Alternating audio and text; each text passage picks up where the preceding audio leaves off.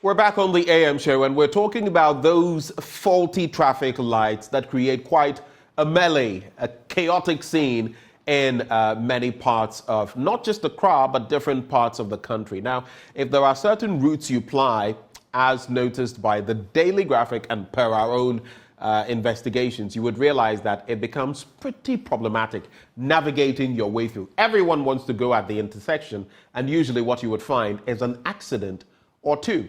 Today we ask why the situation is what it is.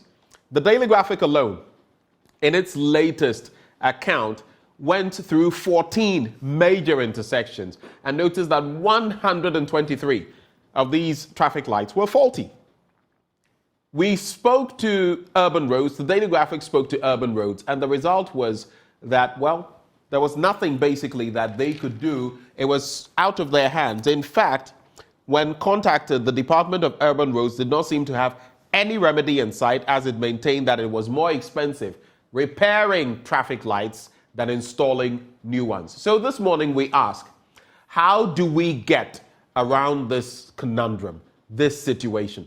Joining us for a conversation, we have Cecil Gabra. He is CEO, Top Tech Transport and Logistics. He joins the conversation. We also have David Adonting joining the conversation this morning. A very good morning to you, gentlemen. Good morning, good morning, good morning. Good morning. Ben. Morning. Good morning, my very good brother and friend David. It's been a while, Cecil, since we last had an interaction. It's good to hear from you this morning. I'll start with you, Cecil. So, looking at the traffic situation, I know you go around town a lot. What have you noticed in terms of the traffic lights that you can share with us? Ben, the situation is very, very chaotic, very serious, and it needs to be looked at. As I'm talking to you, I just had to sit in my car for this conversation because today I'm working with the La Police and we have an intersection at La Palm directing traffic. It is very, very serious, and then I look at it and ask myself, why should this happen? Right, this is, let me give you the example of what is happening here. Vehicles are from Teshi, Ndungwa, Tema, heading towards Accra, and then we have this intersection at La Beach Hotel, and you have other commuters also coming from the Bemakamba area, joining either to La or turning left to Teshi. The road itself is bad. It's under construction. I don't know when they are going to finish this construction. The traffic lights are not working. At least I was going to ask the simple question, why can't they turn it on and in temporary, even if it's construction, so that can save lives? You have school children trying to cross the road, and we have to hold their hands. Market women trying to cross the road, and it is so serious. Drivers who are also driving here are not patient at all. We find they are late to work and they are rushing. And then in Ghana, I always say that we do not have any respect for pedestrians. So traffic lights in general, everywhere in Accra, I haven't spotted anywhere that do not have any problem. If it is even working, timing and so on are wrong. But however, I've been speaking to my very good friends. I cannot mention the company's name, but then they are in charge of this traffic lights. And then he has mentioned a lot of things that, look, it is due to vandalism. People are stealing equipment. People are stealing cables. People such as mentally derailed and so on are also burning refuse. And in that same area, power fluctuations. So many issues, and the major issue is that the government of Ghana is owing them. They cannot no longer use their money to do these repairs and so on of the traffic lights to work. But at the end of the day, Ben, what are we looking at? We are looking at road safety, which is our goal. David will tell you the truth that we don't want to see anybody dying out of accidents. But then if people are trying to cross the road and they'll be knocked, and then drivers are also trying to drive and then use the intersection properly, and then they will have accidents. So where are we going? Are we talking about road safety? Something must be done. Right. I do believe the Minister of Transport will be listening to us at this time, and then if the Ministry of Finance is also listening to us, let's all come together and solve the issue of traffic lights, because we cannot strive without intersections. Wherever you are going, definitely you meet an intersection, and then the only way out is that traffic lights must work. So it's a major issue, major concern at the moment.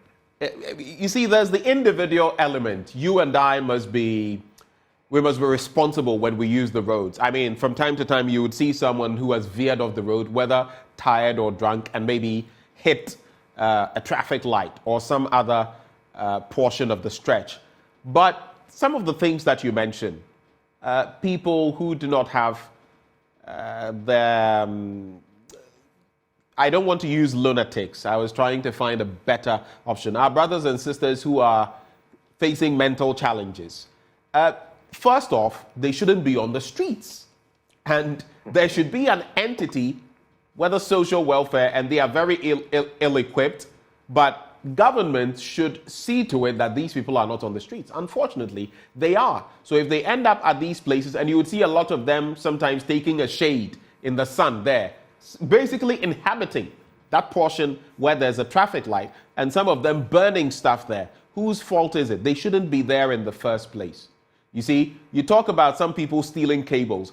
If we know of this, how are we putting in place the right mechanisms so that maybe we have some sort of security detail, not human beings, but some security installments around these traffic lights so that they are less vulnerable to such, attacks or dismemberment? I'm just thinking aloud that we seem to do things in a shoddy manner, and then when the worst happens, we say, oh, but the people are doing this. Shouldn't we be doing more as government on this? Urban roads on this? Ben, I agree with you, especially the issue of social welfare and so on working so well. But then if you look at the country itself now, it looks like nothing is working. And I ask myself, why is it? Because we are in an economic hardship. But whatever it is, people are being paid, and those concerns must also work. Because right at Princess Runabout, that's the Coca-Cola Runabout, there's this mentally derailed person there. Every morning for almost about 2 months now, he's just pouring white sand on him. And then if you see him, you would not even think there's a human being there. And he's there. I mean, every morning we see him, right? He's just pouring sand on him, white sand. So, who is responsible? Is it the police or social? So I ask myself, if this person is close to a traffic light, obviously he's going to start maybe cooking. And at the end of it all, it will be disastrous. So something must be done. People must work. And I know people are being paid, especially those working with government entities must work, must do their work well. If they're not doing their work well, then obviously we'll have traffic lights, cables being stolen, vandalism, theft of equipment, cables, burning of refuse, and so on by all these mentally derailed people. So something must be done. That's it. Something must be done. Let's start from the standpoint of the National Road Safety Authority. Fortunately, we are joined by engineer David Adonting, and he is with the National Road Safety Authority as Acting Director General. Thank you so much, Engineer Adonting, for joining the conversation. You have heard already what we've started talking about, the traffic lights. You also interact a lot with urban roads. I find it interesting when urban roads, in response to the Daily Graphic, says they don't see any remedy in sight because repairing the traffic lights is much more expensive than installing new ones. Does that mean we basically have no way out of this situation? Good morning once again. Thank you very much. Good morning to my good friend and brother, Cecil, who I must say is a very strong road safety advocate, supporting me in particular and supporting the entire National Road Safety Authority. Mr. Adonting, I would appreciate it if you could speak a little louder. I'm struggling a bit to hear you. All right. Now, I'm saying that I appreciate this particular opportunity And thank you so much, and good morning to you all, including my colleagues and friends.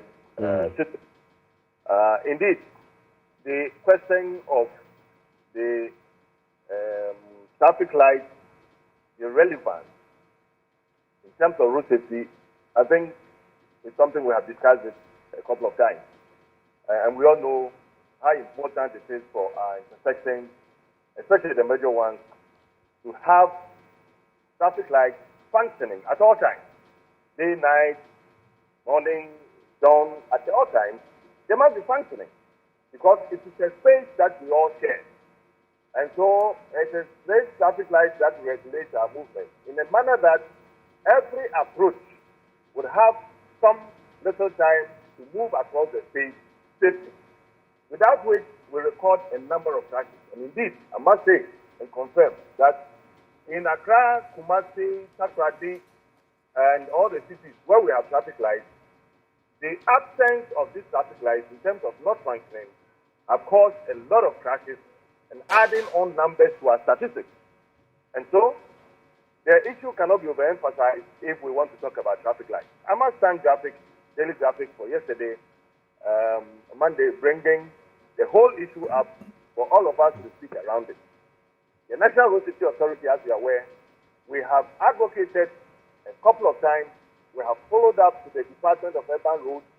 We have said it and said it severally that whatever the problems are must be addressed so that we have traffic lights functioning. Now, Department of Urban Roads have come out. I think this is not the first time. We all know, and they have established the fact that people are vandalizing. We have hit and run. People are also stealing the cables, the board, control board, and all these reasons have been given, including the inadequacy of funds to pay these contractors who repair or service the machine or the traffic lights generally. I think these are clear reasons that have been given by Department of Urban Roads, and we all know about this. Now, when the issue came up this week, and all of us are speaking around it, we made a follow-up to the Department of Urban Roads again. And yesterday, we had a meeting with the Director of Urban Roads, and he has confirmed that there has been a crisis meeting where the Minister of Roads and Highways has earmarked or in the process of earmarking some money to pay the contractors who are owed so that they can quickly fix some of the traffic lights that are not functioning.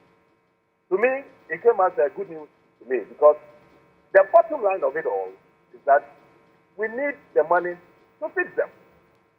Even if they have been stolen or they have been vandalized, it still requires money to fix them. If you don't have the money, there is no way we can fix. So whatever reasons we give, I think the most critical of it is that the responsibility has been assigned to some contractors to be monitoring, changing the bulbs, installing them, reinstalling, fixing whatever problems that we encounter, and so on. And it's all about money. So if the Director of Department of Urban Roads from the yesterday's meeting that we had is confirming that they are about releasing some money to pay the contractors, then it is good news for me and good news for all of us.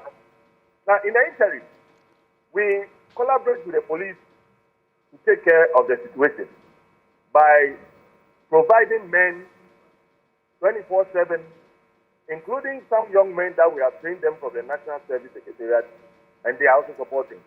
And this is how we have been managing the situation in the past number of years, wherever we find the situation very bad. And thank you, Mr. Cecil and the team for helping this morning at the La Junction. In fact, it is not only the La. There are a couple of critical intersections where we have this problem. And at any point in time, when our monitoring team brings to our notice, we call the police, we all move quickly and put some men there. And that is what has saved the situation till now. So I would say that we are working very, very, very hard on it. It is not a situation that we all accept. It is very worrying. Indeed, especially if you see currently that we have our statistics dropping systematically for the past 17 months. We have to do everything to sustain and maintain the reduction trend in our statistics. And intersections appear to be one of the critical zones where we record most of the crashes, especially involving motorcycles, where they get knocked down, pedestrian knockdowns. All these are areas that we are very much focused, trying to see how we can support the Department of Urban Roads and the Ministry of Roads and Highways to come very quickly and fix them. And so I think some effort is being made. I must confirm that. Some effort definitely being made. But you look at, reference what Pat Oni, who is the road safety engineer of the Department of Urban Roads, what she says.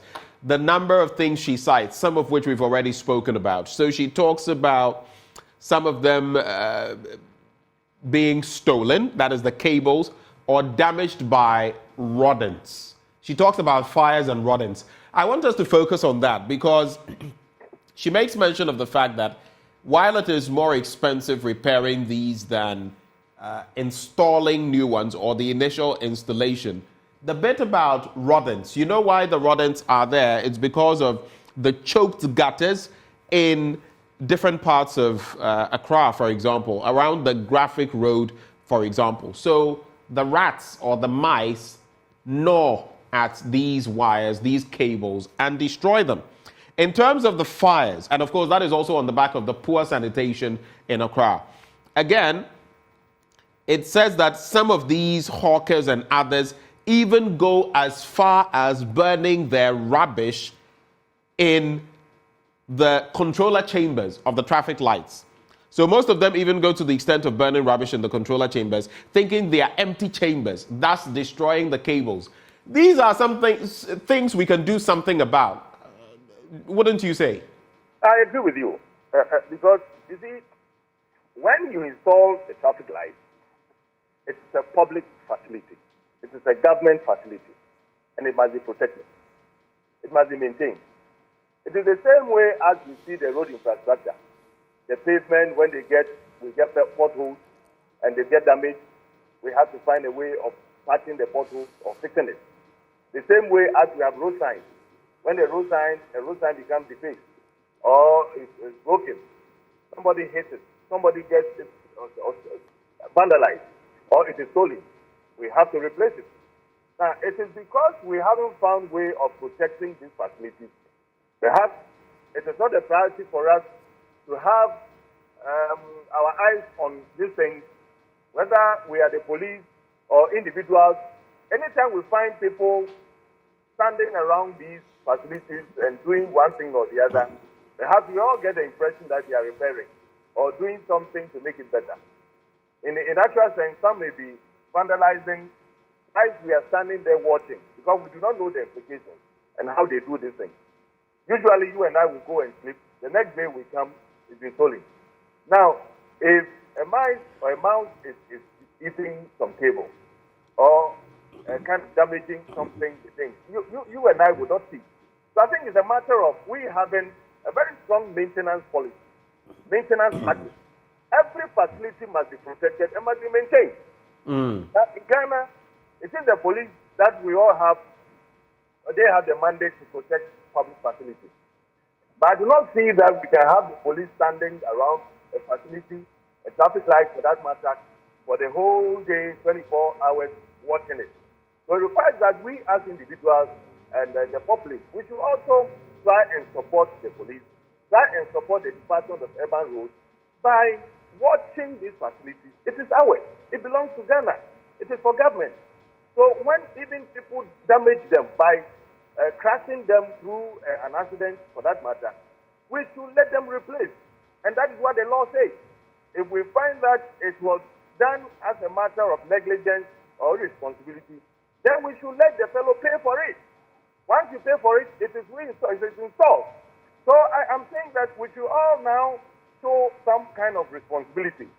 Let us see how we can support the Department of Urban Roads. Of course, they are the primary agency that is responsible for. But I know that we can all help. We keep watching. We keep finding out what the problems are, bringing to the notice, to the attention of all of us, and then we can go dealing with. So we now know the problem. We should look for the solution. One is that very soon the Ministry of Roads and Highways is releasing money to pay the contractors to fix the traffic lights. And I think that is good news. That is one. The next thing is that once we fix it, we should not watch on for mice and people to come and damage them again. And so we should all be watchful of how we can support government to protect government facilities. And I think this one, I throw it to every individual, motorists, passengers, pedestrians, drivers. Anytime we are passing around a traffic light in particular, when we see somebody around this thing, we should show some interest, some concern. If we find anything that suggests that there is some kind of vandalization, distrust, and for that matter, somebody trying to do one thing or the other, and we are not too sure, we should bring to the attention of the police. And the police will act very quickly to ensure that nobody damages or steals anything around traffic lights. In any case, if we should have one or two, prosecute them, and they are made to go through the rigors of the law, hard punishment, it will serve a purpose for anybody who has any intention to go and damage a traffic light for that matter. Right. I think we should all be working together to get this thing addressed. Engineer, I don't think, hold for me. Coming back to Cecil Gabra, now, you will notice that there are different categories in which these traffic lights fall. There are those that blink both amber and green at the same time, those that blink both amber and red. I've seen those, a lot of those in recent times. Those with their bulbs burnt out, making it difficult for pedestrians, especially children, to cross.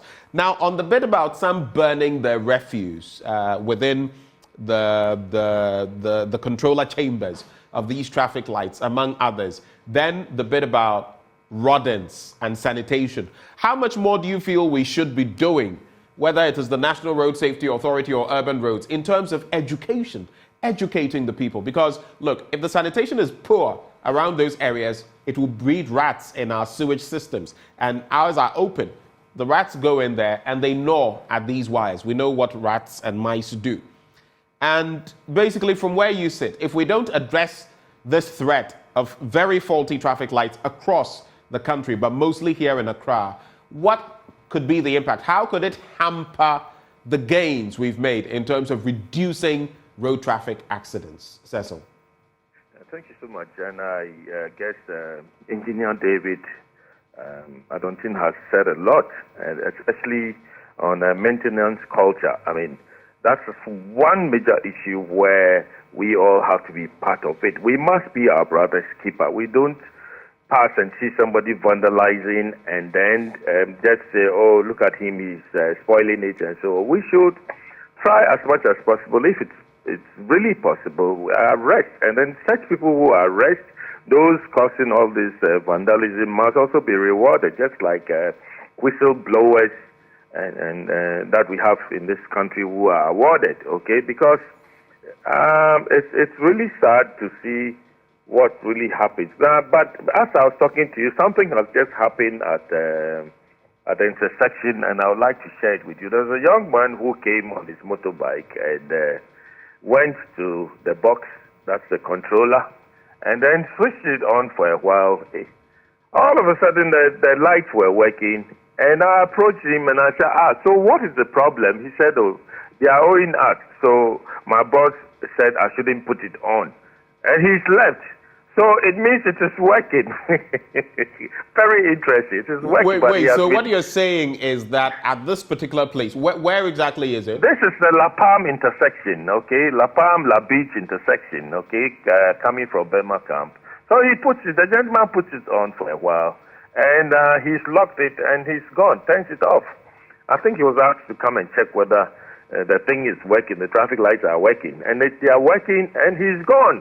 When I asked him, I approached him, unfortunately, because I was talking on phone, I couldn't engage him very well. He says, because they are owing us, we can't put it on for it to work. So the situation is very interesting now. If government is owing such a contractor, and the contractor knows the lights are working and he's not, he hasn't received his money, he has turned it off, the lights are not working, I think we should have a collaboration as soon as possible to solve this issue. David, I will call you soon after this program, because at the end of it all, if human lives are lost, then it means that we're going to have increase on numbers of deaths, of accidents, which shouldn't be the national road safety. Just a quick point there. This is crucial to the conversation we're having. So you say that these people, some of these contractors, are basically manually manipulating the traffic lights. You see that, this is what I've seen now, just about 10 minutes ago. The danger, he's gone. The danger is that, yes, well, government may owe them, which shouldn't be the case, but if they are also deliberately, in some areas, doing this, like you just saw on the last stretch, if they are deliberately doing this and endangering human life, there should be consequences for that. Yeah, Ben, unfortunately, the police are here. We all discussed it and said, we should have caused an arrest. But then, the major issue at the moment is that traffic is so intense, the concentration is directing traffic. You should come and see. I'll send you some few pictures of what we are doing here. And it is really sad that they come in the morning at 6:30 and they have to leave around 10 o'clock and come back in the evening around 4 o'clock only to direct traffic, because the traffic lights are not working at this particular major intersection. Through no fault of the police, but now we have noticed that it is working. In fact, if I have the key, I will open it for it to work than what I see. So the situation, I'm laughing because it is funny with what I saw, that somebody says the government is owing us, so I'm not going to let the traffic lights work. I mean, we need to collaborate. Department of Urban Roads, all of us must meet as soon as possible, because people are dying. School children are crossing this road here. I'm wearing my reflective vest. I've been here since morning. We are all trying to help the situation. Why should this happen? Because of money. That is it. Right. So, talking about this, back to what you asked, I think people must be awarded for all this to protect the traffic lights for them to work. People must get themselves engaged. Everybody, all of us. We shouldn't say that, because somebody is vandalizing the traffic lights, we should allow him to go. Or, and here master, no, I'm not going to get closer to it. Let us all be one and save our country. The country is ours. It is not for politicians. It is ours. It is not for individuals, but it is ours. All of us. We must be involved in solving such situations. Thank you for those important comments. There are two areas I would like to come to you on, Engineer Adonting. The first is what Cecil just mentioned. I mean, this gave me goosebumps. So some of these people manually can control the traffic lights, and because they are owed money, they switch them off at the cost of human life. Imagine the children crossing and the risk of getting hit. Are you aware of this situation? How much do you know about it? And what, after this conversation, are you going to be able to do about it by engaging the other authorities? I think this is very strange, what Cecil has just revealed. Of course, I know that the systems have been assigned to some contractors and they control. They come, switch it on, they manage it in a manner that is to be functioning at all times. And from what Cecil is saying, then clearly it means that they have the key. And they can do anything with it at any point in time when they feel like. Really, indeed, somebody came in, opened it up, and left again. I think this guy should have been arrested and perhaps... Oh, he's gone, David. I'm sorry. He was just so smart. He came, Papa. The lights came on. We're all looking at the lights. And then, Papa... Yes, because went outside on his motorbike, and then he's really gone. Yes, what suggested that he came in as a staff of a certain company responsible for it. Right. I'm highly amazed of this particular incident. And right from here, where I am now, I will go to the Department of Urban Roads. We'll sit down and discuss this particular matter. That traffic lights, the way it is now, it should not be in the hands of this contractor. It shouldn't be in their hands. No. It should be managed and controlled by the regulator. And that is the public agency that has the mandate to control it. And these days, we use electronics. digitize, automation to handle these things. We don't do it manual. Okay. So I'm highly surprised. But I think that this is a very good information for us, and me in particular. And I'm going to go right. Okay. So, Engineer Adonting, I just want you to hold for me. Hold for me, Cecil. Hold for me, Engineer Adonting, because one of the major areas where we're facing this problem, the Professor J.E.A. Mills High Street, that is where my colleague Bernice Abubedu finds herself currently. And she's going to be telling us what she sees. Bernice, if you can hear me, what exactly is the situation like on the Atta Mills Highway?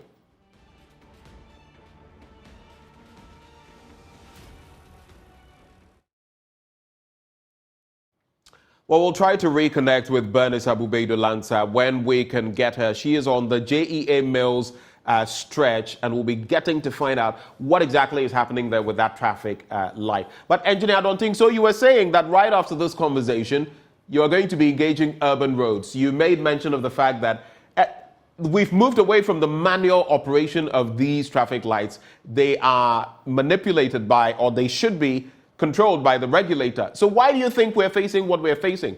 Where is the missing link? Sure that, of course, there must be some missing link somewhere, as you're saying. Because as far as I know, most of these traffic signals or traffic lights have been transformed into an automated system where there's a whole control center at the Department of Urban Roads where they are controlling from a center, from a back office, right at the Department of Urban Roads. Then perhaps I'm tempted to believe that not all the traffic signal, traffic lights have been synchronized or harmonized, particularly the one that Cecil is currently where you are now. Because the road is under construction, it might not have been maybe roped onto the urban transport management system. But otherwise, most of them are now automated. They are now controlled at the whole control center. But I still may believe that some contractors may still have some keys or some codes to be able to manipulate, especially when it gets to times of crisis like this, to make a big case for themselves. And I'm not too sure about it. So you're suggesting that for those from where you sit, if some of them have these keys, it could only be through illegal means that they have them? I think it should not be the case. That should not be the case. Because the public institution is the regulator, and they must be in control. We cannot put the control of traffic light system in the hands of an individual or a private company so they can manipulate it at any point in time. If they must do some work around it, then they must be assigned by the regulator to go and handle it, even if it is repaired. You cannot have in your own way move and do things because you are the contractor having access to the facility. It must be controlled. It must be regulated. And I think I'm also picking a few bits and pieces in this whole dispensation. And as I engage them, we will have to tackle this very well so that as we move forward, we don't encounter these problems again. Because where I sit, it is very crucial to me. It adds on or better my statistics. And it is this same statistics that is making me perform. If the figures go up, then I have questions to answer. But when the figures go down, then I am excited because I can confidently come out and say our interventions are working. So I think this matter is not something we'll just have to sweep them under the carpet. We will take it up and engage our colleagues, engineers, and try to find very practical and pragmatic solutions to them. In any case, we will move with the agenda of digitization. We have to digitize. We have in recent times traveled to various countries, international, and everybody is now synchronizing their traffic light system. And so when it is green, we can manipulate in a manner that it becomes red, depending on the demand from the various approaches. I think these are innovative ways we have to now and deploy in a manner that we can all protect human life and property. So trust me, I will engage them this very day. We will bring up to them some of the issues Cecil has raised and some of them that we have read from the daily and from other media stations where we are getting comments and input from the general public after we serve the public. And so once we have all these inputs, we will engage our team in the engineering fraternity at DUR and see how we can move things forward. It is really refreshing to hear what you're sharing in this respect and what you will be doing. Just to be fair, final comments, Cecil Gabra. Is this any comfort for you, and what are your expectations? Yes, I'm okay. I had to come out from the vehicle and then take some few pictures for you to see what is really happening here. Right. So I will agree with David that, look here, we need a central automation, okay? And then central automation will mean just like we have the central cameras where the national security sits behind the cameras and then will observe what is happening. But then this time to control traffic, it is everywhere, which means that they'll look at the situation maybe from 4 to 5 and say, let us allow about 20 vehicles to use this particular lane so that we can ease traffic. That is what we need. It shouldn't be with somebody who will just come and open the controller and then test and go very funny, honestly speaking, right? We have passed that stage. We need to move forward. And after all, we are looking at one goal, which is road safety. Road safety must be our own priority to save lives, to save properties, so we can have the free movement where we decrease the number of accidents in this country. Okay. That is what we are looking at. Thank you so much, gentlemen, for joining the conversation. Cecil Gabra, CEO, Top Tech Transport and Logistics. We are so grateful, sir. And he is on the ground working for God and country.